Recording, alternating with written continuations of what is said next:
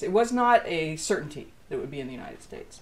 And for the diplomats, the first big question was, would this new peace organization be in Europe or in the United States?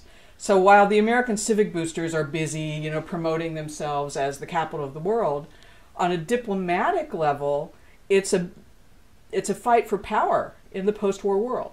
Would the center of diplomacy remain where it had been in Europe? Or had time shifted, had conditions shifted so that the United States would become dominant? And this was a major decision to be made diplomatically. Never mind what the American boosters wanted, but at the same time, they're in there, right? They're trying to get everyone's attention, and there's a gap, right, between the interests and conversations of the boosters who want so desperately to become the capital and the diplomats who need to work out the geopolitics of the era after the Second World War.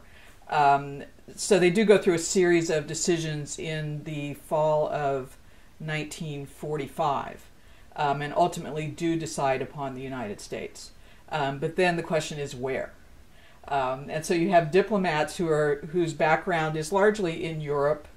Many of them had worked in the League of Nations, for example, then having to make this decision without really very much knowledge about things on the ground in the United States. How are they supposed to decide between Chicago and Miami, right? Or Atlantic City and St. Louis?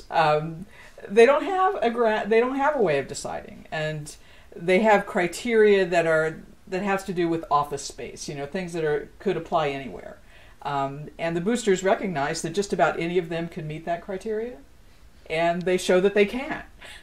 so they just leave a difficult situation for the diplomats to address. So first it was the United States versus Europe, but then it was where in the United States.